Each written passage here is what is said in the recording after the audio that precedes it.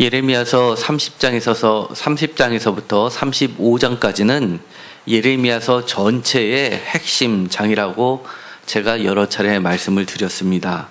특별히 그 중에서 30장부터 33장까지는 작은 위로의 책이라고 해서 특별히 이 새로운 언약에 대해서 말씀을 해 주시고 있습니다. 그렇기 때문에 이 30장은 이 새로운 언약을 나타내는 중요한 도입부가 됩니다.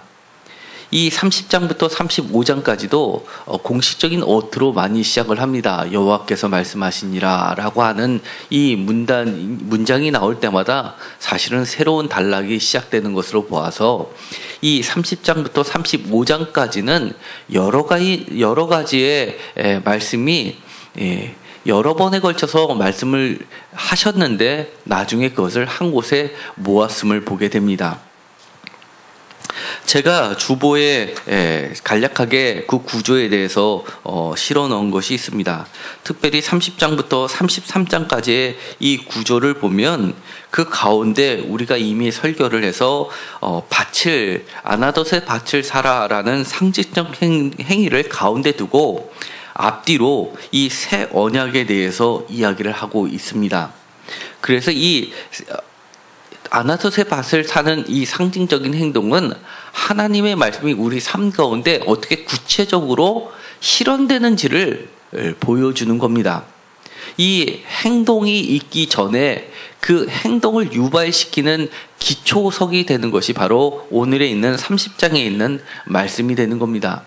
우리가 어떤 행동을 할 때 이 행동은 사실은 거기에서 능력이 나타나는지 아닌지는 하나님의 말씀에 근거를 두면 그 말씀이 우리의 삶 가운데 성취됨을 우리가 반드시 기억해야 합니다. 반대로 그 말씀을 거부한 자에 대해서는 하나님께서는 분명하게 선을 긋고 계십니다. 사랑하지만 어쩔 수 없이 너희들에게 징계를 내릴 수밖에 없다라는 부분입니다. 그런데 이 하나님의 그 사랑이 편협한 사랑이 아님을 우리가 오늘 이 30장을 통해서도 다시 한번 확인하게 됩니다. 이 30장에 오늘 읽었었던 말씀 12절에 보면 상처라는 말씀부터 시작을 하게 됩니다. 여호와께서 이와 같이 말씀하시니라 내 상처는 고칠 수 없고 내 부상은 중하도다. 우리가 인생을 살면서 상처가 없을 때가 사실 얼마나 있습니까? 우리는 늘 어떻게 보면 상처를 안고 살고 있습니다. 우리 몸에 병이라는 것 우리는 원치 않지만 닥칠 때가 있습니다.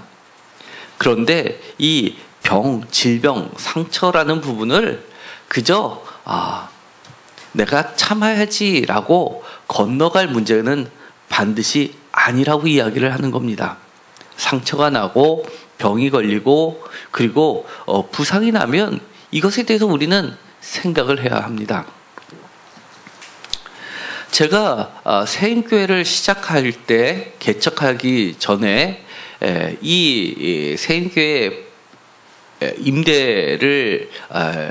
임대 계약서를 꾸미기도 전이었습니다. 감리사님을 만나서 허락을 받고 그리고 이곳에서 교회를 개척하고 싶습니다라고 해서 감리사님이 오셔서 검토를 하시고 그리고 이 지방회에서 회의를 해서 이것을 최종적으로 허락을 해줄지 말지를 결정하기 위해서 소집이 되었습니다. 저도 그 자리에 참석을 해야 됐습니다.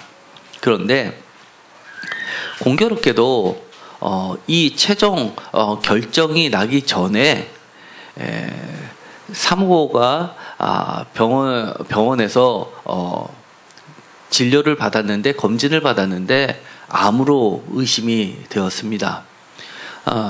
유방암으로서 상당히 큰 사이즈의 이형물질이 화면에 잡혔습니다. 그래서 병원에서도 굉장히 놀라면서 당황하면서 날짜를 잡고서 그리고 나서 수술을 하자고 이야기를 했습니다. 조직 검사를 해야 되니까 날짜를 잡았습니다. 그런데 그 날짜를 잡은 것이 제가 그 회의에 참석해서 심사를 받고 결정을 받는 날짜였습니다. 저에게는 많은 고민이 있었습니다. 정말 저희 사모 같은 경우는 의학적 지식이 있었기 때문에 정말 본인이 가진 지식을 가지고 많이 이렇게 찾아보고 했을 때는 심상치 않았습니다. 증상도 굉장히 안 좋았습니다. 그래서 제가 그런 생각이 들었습니다. 정말 암이면 어떡하나.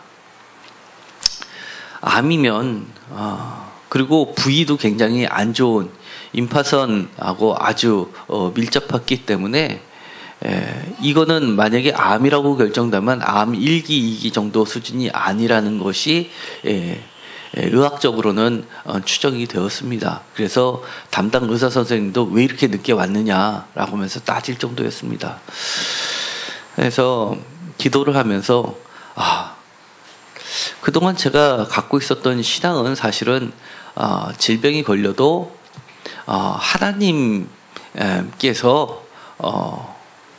허락하셨다 하면 기복신앙처럼 그렇게 무조건 병을 물리치고 잘 살고 이런 것이 중요한 것보다는 그 가운데서 하나님과 같이 기도하면서 동행하는 삶을 사는 게 더 중요하다고 생각을 늘 해왔었습니다. 그런데 막상 살아가는 사람이 딱 그런 경우를 경험하게 되니까 제가 생각이 조금 바뀌었습니다.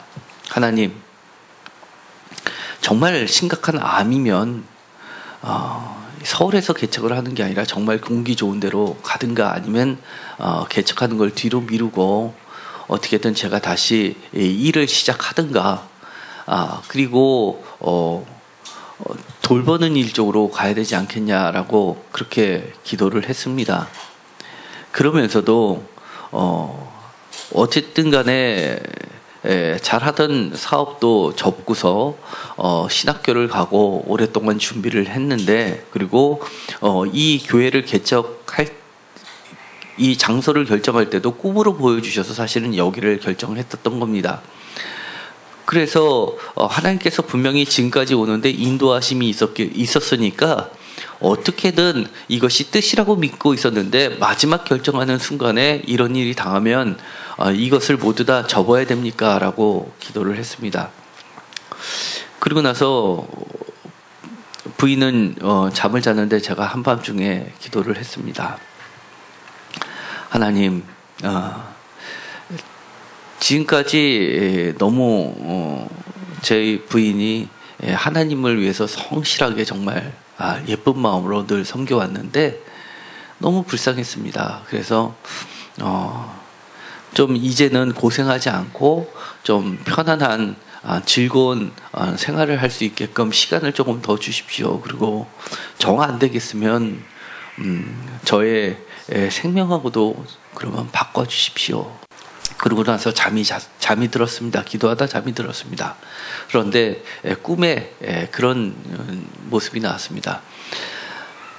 이 문이 누가 바깥에서 문을 쿵쿵쿵 세게 두들기는 겁니다. 시끄럽게. 그런데 저희 부인이 문을 아파트 현관문을 여는데 제가 뒤따라가면서 바로 이 걸림쇠가 있는 거를 가지고 탁 걸면서 문을 못 열게 했습니다. 그리고 나서 문이 열리면서 걸림쇠가 있으니까 문이 더 이상 안 열리고 털커덕 걸렸는데 바깥에서 보니까 제가 그 문틈으로 보니까 눈이 보였습니다. 도둑 같기도 하고 강도 같기도 하고 안 좋은 패거리들이 바깥에서 우리 문을 이렇게 노려보고 있었던 겁니다. 그래서 제가 급하게 그 수증기로 증기로 쏘는 청소기 같은 거를 갖고 와서 그 증기가 나오는 걸로 그 사이를 쳐다보고 있는 그 남자들을 향해서 눈을 쏴버렸습니다. 그리고 나서 문을 닫았습니다. 그리고 나서 기도를 했습니다. 다시 그 꿈을 꾸고 나서 기도를 했습니다. 하나님, 이렇게 보여주신 것은 분명히 낫게 해주시겠다고 보여주신 것이고, 문을 열지 않고 최종적으로 다시 문을 닫고 그 침입해 들어오는 강도들을 막게 해주셨으니까 고쳐주십시오라고 기도를 했습니다. 그리고 아침 일찍 병원에 부인은 데려다주고 수술실로 집어넣고 저는 심사를 받으러 갔습니다.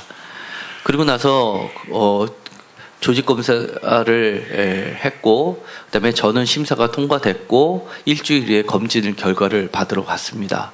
그랬는데 제가 기도했던 대로 기도는 이랬습니다. 하나님, 제가 개척을 하더라도, 주일을 시작하더라도 혹시 성도 중에서 질병이 걸려서 오신 분한테 제가 이렇게 얘기는 할 수 없지 않습니까?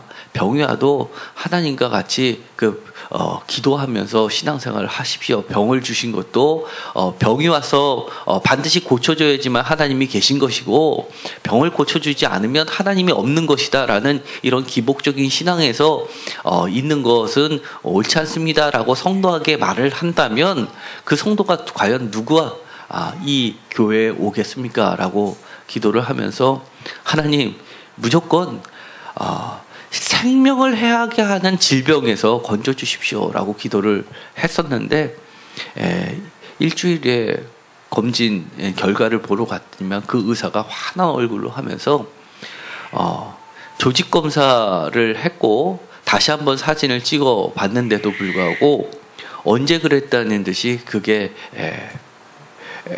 괜찮다고 이렇게 이야기를 하는 겁니다. 그러면서 한마디로 해프닝으로 끝나버렸습니다. 저는 그때 그 사건을 보면서 이것은 하나님이 고쳐주셨다고 믿었습니다. 그리고 저는 그리고 나서는 제 신앙생활에서 약간 방향이 틀어졌습니다. 생명을 영향을 줄 정도로 하는 모든 질병은 사실은 무조건 고치고 봐야 되는 겁니다. 그래야지 신앙생활도 잘 할 수 있는 겁니다. 때로는 우리가 이 상처와 질병이 나는 그것을 통해서 하나님께 더 가까이 갈 수 있다면 하나님이 그것을 허락해 주시지만, 신앙도 잃어버릴 정도로까지 이 질병을 허락하지는 않으시는 하나님이라는 걸 제가 굳게 믿었던 겁니다. 여러분도 무엇인가 질병이 생기고 상처가 생기면 이것을 단순히 아프다 또는 방법이 없으니까 내가 이걸 참고 가야지라고 그곳에서만 머무르지 마십시오. 그것을 통해서 하나님께 더 가까이 가는 기회로 반드시 삼으셔야만 됩니다. 그래야지만 그것을 허락하셨던 하나님의 진짜 참 뜻을 우리가 알게 되는 겁니다. 오늘의 말씀에서도 이렇게 말씀을 하십니다. 여호와께서 이와 같이 말씀하시니라. 내 상처는 고칠 수 없고 고칠 수 없다고 말씀하십니다. 내 부상은 중하도다. 중하다고 이야기하십니다. 뿐만 아닙니다.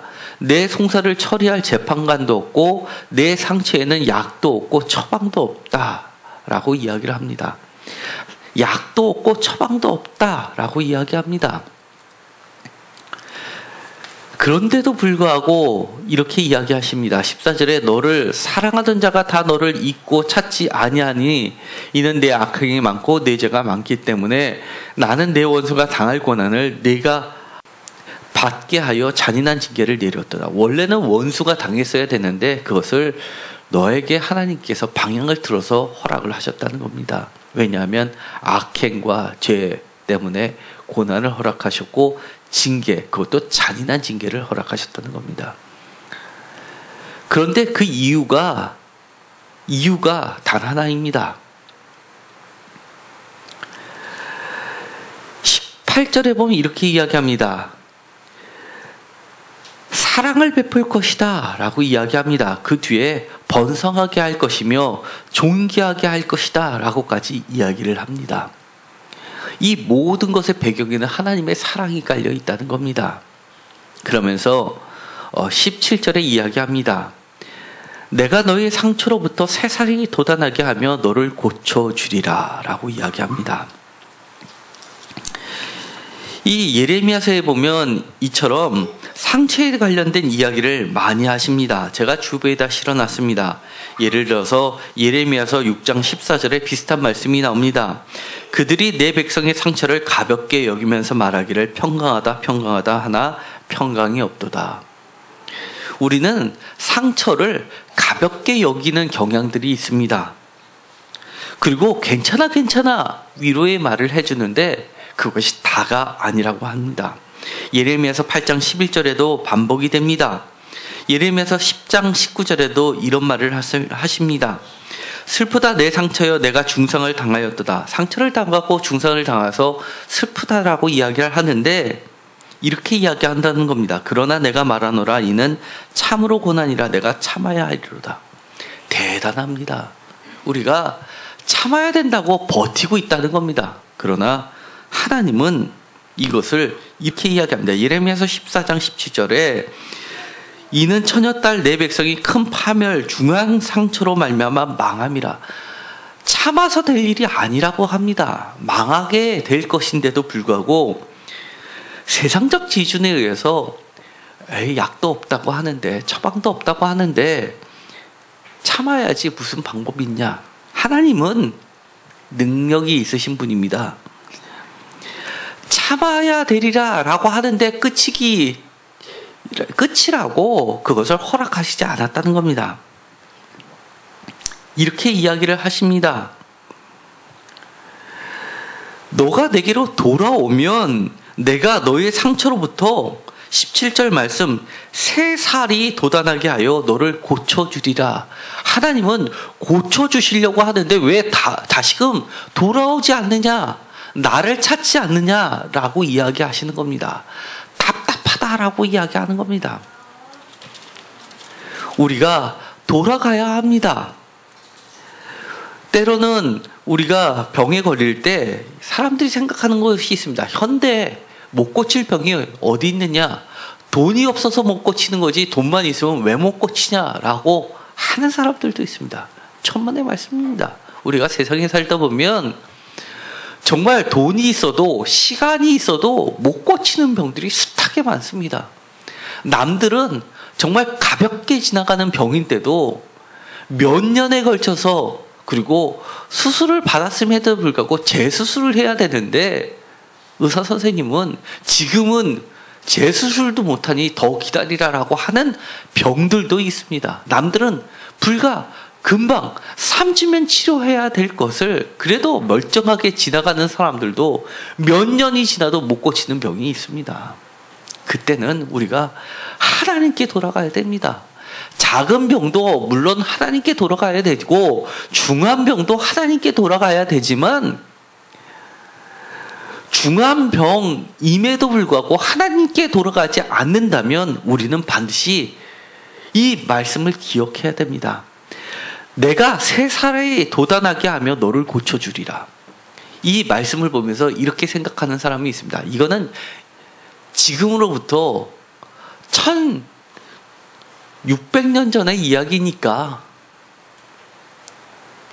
오래된 전의 이야기니까 그렇지 현대가 아니니까 그렇지라고 이야기하시는 분이 계십니다. 그러나 예레미야 선지자는 이렇게 이야기합니다. 예레미야 선지자가 살던 시대에도 뛰어난 의술이 있었습니다. 예를 들어서 예레미야서 51장 8절에 보면 바벨론이 넘어짐을 당할 때 이렇게 이야기하시는 것이 나옵니다. 하나님이 그 상처를 위하여 유향을 구하라 혹 나으리로다. 사람들이 했던 말을 하나님이 빗대어 말씀하시는 겁니다. 길앗에는 그들이 생각하기에 매우 유명한 의술이 있었습니다. 그리고 뛰어난 약이 있었습니다. 그렇기 때문에 이 길앗의 유향이라는 것을 가지고 많이 이야기를 합니다. 예레미야서 8장 22절에도 보면 비슷한 말씀을 하십니다. 이 길앗 유향을 가지고 치료의 이야기를 하시는 것이 나옵니다. 46장 11절에도 마찬가지 말씀을 하십니다. 그리고 치료에 대해서는 예레미야서 3장 22절, 17장 14절, 30장 17절, 33장 6절에도 말씀을 하십니다. 예레미야서 8장 22절에 이렇게 이야기합니다. 길르앗에는 유향이 있지 아니한가? 그곳에는 의사가 있지 아니한가? 딸 내 백성이 치료를 받지 못하면 어찌 됨인고? 의사가 있고 약이 있음에도 불구하고 치료를 받지 못하면 어찌민고라고 이야기를 하십니다. 예레미야서 14장 19절에 이야기합니다. 주께서 유다를 온전히 버리시나이까? 주의 심령이 시온을 싫어하시나이까? 어찌하여 우리를 치시고 치료하지 아니하시나이까? 우리가 평강을 바라도 좋은 것이 없고 치료받기를 기다리나 두려움만 보이나이다. 정말 치료를 받기를 원하는 것이 우리의 마음인데도 불구하고 치료의 길은 나오지 않고 있다는 겁니다. 우리는 반드시 기억을 해야 됩니다. 우리 앞에 돌아오게 되는 여러 가지 불의의 사고, 불의의 상처 이런 것들이 오면 하나님께 먼저 구하십시오. 우리 가운데도 고3 학생이 있습니다. 고3이 되면 시험을 치면 또 예비 모의고사들을 보면 사실은 최종 결과가 대충 짐작이 갑니다. 모의고사가 점점점 쳐도 성적이 오르지 않고 평균치에서 그동안 내가 유지해왔던 봐왔던 평균치에서 크게 벗어나지 않을 때 그때의 불안감은 극도로 달아옵니다. 우리가 시간이 얼마 안 남아도 마지막으로 달려가면서 시험을 준비를 기쁨으로 할 수 있는 것은 조금 모의고사를 볼 때마다 성적이 오르는 것이 조금씩 보이면 기대치라는 게 있습니다. 몇 개월 남았지만 내가 지금처럼 꾸준히 해가면 최종적으로는 이 오르는 속도에 비해서 최종의 도달 목표가 다다를 수 있겠구나라는 희망이 보이기 때문에 이게 가능합니다. 그런데 시간은 다가오는데도 모의고사 성적이 과거에서 크게 달라지지 않고 내가 열심히 공부해도 별 비전이 안 보이면 남아있는 시간이 100일이든 200일이든 아니면 50일이든 관계없이 공부하기가 싫어지는 겁니다. 왜냐하면 희망이 별로 없기 때문입니다. 그런데 우리 크리스찬들은 그렇게 생각해야 되는 겁니다. 약이 있어서 다 치료받는 것이 아니라 의사가 있다고 다 치료받는 것이 아니라는 것을 우리가 깨달아야 되는 겁니다. 내가 계산에서 나오는 결과치 때문에 내가 믿고 가는 것이 아니라 하나님께 기도하면서 하나님 내가 지금 심각한 상처가 있습니다. 심각한 부상에 있습니다. 그러니 고쳐주십시오라고 간절한 마음으로 주님께 기도하면서 나아가면 놀라운 일이 벌어질 수 있다는 믿음을 가져야 됩니다. 그렇기 때문에 우리가 공부를 하든 사업을 하든 직장 생활을 하든 아니면 주부 생활을 하든 관계없이 누구에게나 적용되는 기준이 바로 오늘의 말씀이라는 겁니다. 내가 너의 상처로부터 새살이 돋아나게 하며 너를 고쳐주리라. 예레미야서 30장 17절에 여호와의 말씀, 새살을 돋아나게 하는 하나님의 말씀, 이것이 우리의 삶의 기준이 되길 바랍니다. 우리가 인생을 살다 보면 이렇게 보이는 상처에 대해서 하나님께 매달리기는 조금 더 쉽습니다. 그런데 보이지 않는 중상, 보이지 않는 영혼의 상처에 대해서는 이처럼 매달리기가 더 쉽지 않다는 걸 알아야 합니다. 오늘 예레미야에서의 말씀은 끊임없이 이렇게 이야기하는 겁니다. 보이는 상처 그리고 보이는 부상보다도 더 심각한 상처, 심각한 부상은 영혼의 상처, 영혼의 부상이라는 겁니다. 진짜 상처, 진짜 부상은 상처가, 너가 갖고 있는 상처가 무엇인지도 모르는 그것이 진짜 상처라고 이야기를 하는 겁니다. 우리가 세상에 살다 보면 내 상처가 뭔지 모르는 사람들이 많이 있습니다. 나 아픈 거 없는데? 또는 이거는 시간이 지나면 해결될 거야. 시간이 해결해 준다고 생각하는 것, 그것도 오판입니다. 그런 상처 우리가 깨달아야 된다는 겁니다. 하나님의 말씀은 이렇게 이야기합니다. 상처가 상처로 인식될 때, 그리고 상처를 다른 데서, 예를 들어서 길르앗에서, 의사에서 구할 수 있다고 생각하는 것이 아니라 하나님께서 참된 치료를 갖고 있다고 믿는 것, 참된 처방전이 유황에 있지 않고 바로 하나님께 있다고 하는 것, 그것이 중요하다고 이야기하는 겁니다. 그것을 모르면 그것조차가 상처라는 것을 알려주고 있습니다. 우리가 우리의 상처가 무엇인지를 깨닫지 못했을 때 하나님이 우리를 사랑하신다면 너 상처는 이거야 라고 알려주게 되기를 소망하십시오. 우리의 상처를 깨닫게 해주는 가장 빠른 장소가 어디겠습니까? 영혼의 상처에 대해서 알려주는 장소가 어디겠습니까? 바로 교회입니다. 말씀입니다. 그리고 믿음의 식구들입니다.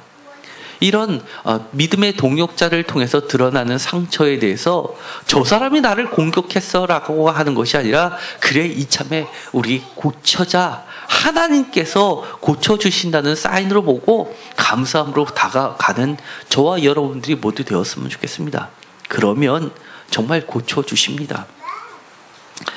제가 정말 사랑하는 성도님을 생각해서 주일날 못 나오시기 때문에 혹시나 말씀이 우리가 여기저기를 말씀을 하는 것이 아니라 순서대로 나가다 보니까 때로는 너무나 버거운 말씀들이 있을 때가 있습니다. 저도 전하면서도 부담스러울 때가 많이 있습니다. 그래서 성도님들의 신앙 수준에 따라서 때로는 소화하기 어렵기 때문에 제가 잘못하는 것이 아닌가라고 하면서 기도를 오랫동안 하고, 그분이 나오시는 새벽 예배 때는 제가 좀 더 쉬운 말씀으로 가자라고 해서 기도하면서 결정하는 것이 시편이었습니다. 그래서 시편을 기도하면서 정말 그분을 위해서 준비를 했습니다. 그런데 준비하고 기다렸는데 공교롭게도 그때부터 시작해서 거의 석 달째 안 나오셨습니다.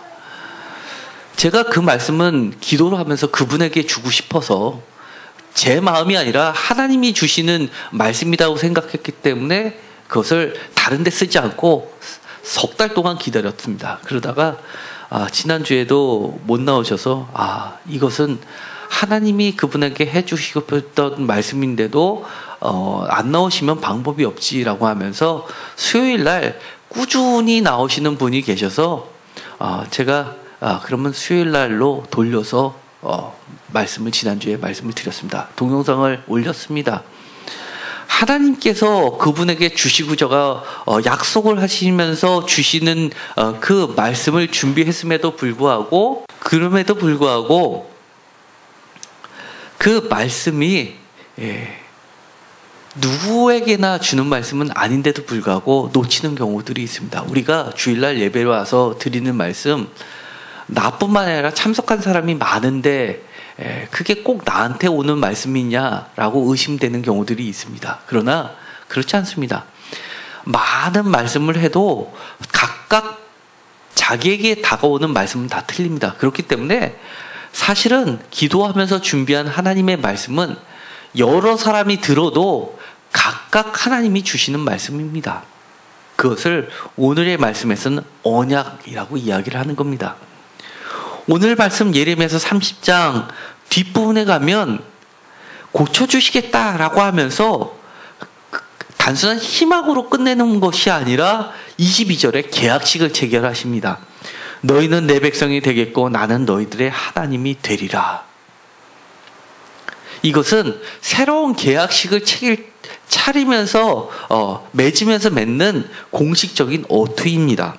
이 언약식에 사용되는 말씀은 예레미야서 7장 23절, 11장 4절, 24장 7절, 30장 22절, 31장 1절, 33절, 32장 38절에 언약식에 공식적으로 등장하는 문구입니다. 내 상처를 치유해 주시겠다라고 고쳐주시겠다 하는 그 약속을 말씀으로만 끝이시는 게 아니라 언약식까지 맺어주시는 겁니다.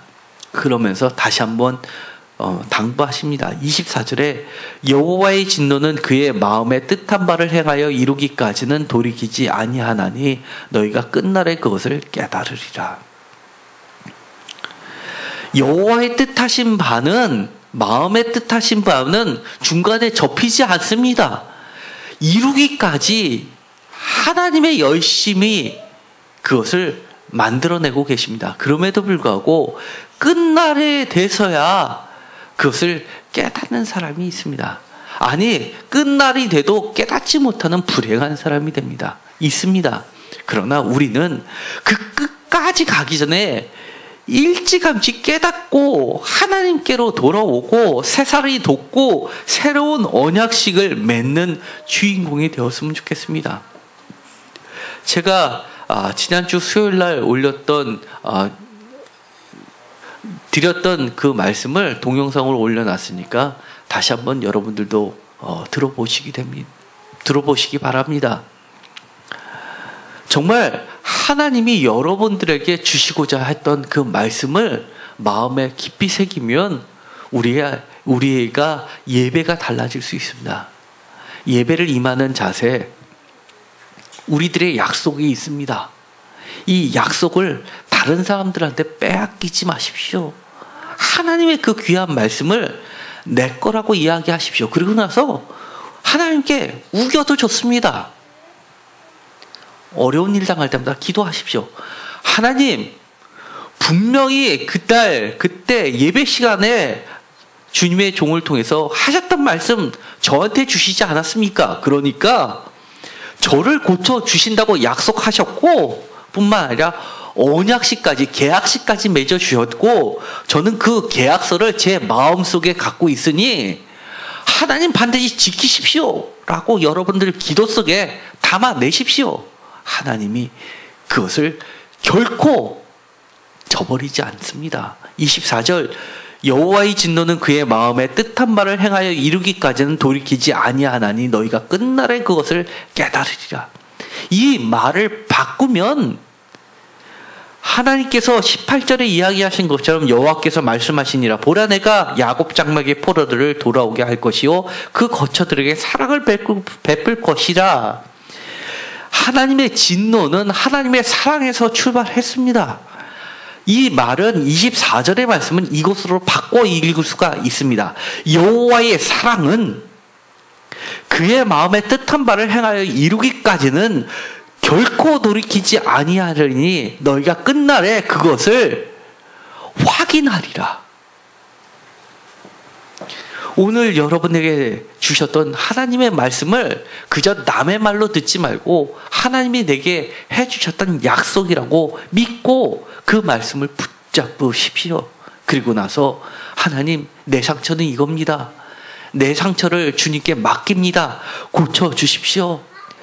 의사 선생님한테 가면 돈도 들고 그 과정도 힘들고 비용도 많이 들고 시간도 많이 쫓기고, 그러나 하나님이 고쳐주시면 재발도 없고 그리고 완전히 새살이 돋아나서 완전한 치유가 되니 하나님이 고쳐주십시오 라고 매달리십시오. 육신의 질병, 눈에 보이는 상처도 고쳐주실 뿐만 아니라 눈에 보이지 않는 영혼의 상처까지도 치유해 주십시오. 공부도 마찬가지입니다. 이것도 내 능력으로는 하기 힘든데 하나님께서 고쳐주십시오. 지금은 내가 모르는 것 상처입니다. 그러나 지혜 주시고 깨닫게 해주시면 저는 분명하게 하나님이 약속해 주시지 않았습니까? 존귀하게 하리라. 존귀하게 만들어 주십시오. 제가 하나님의 주신 상처, 그것을 바울은 이렇게 이야기했습니다. 예수의 흔적이라고 이야기했습니다. 예수님 때문에 받은 상처는 상처가 아니라 예수의 흔적입니다. 예수의 흔적을 갖고 하나님께 영광을 돌리겠습니다. 라고 이야기를 하시기 바랍니다. 오늘 예배를 통해서 분명히 저와 여러분들에게 고쳐주시겠다 하는 언약식을 체결해 주셨습니다. 다른 사람들한테 빼앗기지 마십시오. 내 것으로 만드십시오. 그리고 반드시 그 상처가 상처로 끝나는 것이 아니라 예수의 하나님의 흔적이 되게 되기를 반드시 소망하십시오. 끝날에 그것을 깨닫게 될 것입니다. 기도하고 마치기로 하겠습니다. 하나님 감사합니다. 오늘 우리 가운데 상처들이 많이 있습니다. 시간이 해결해 주겠지 덮지 않게 하여 주옵소서. 말씀을 통해서 나의 상처를 올바르게 깨닫게 하여 주시옵시고 그것을 엄한 데 찾아가지 않게 하여 주옵소서. 처방전도 없고 약도 없고 의사도 없다라고 하는데 다른데 낭비하지 않게 하시고 인생의 시간을 줄여서 하나님께 나아가게 하여 주옵소서. 눈에 보이는 육신의 상처도 고쳐주시고 눈에 보이지 않는 영혼의 상처까지도 온전히 치유하여 주옵소서. 예수 그리스도의 이름으로 기도드렸습니다. 아멘.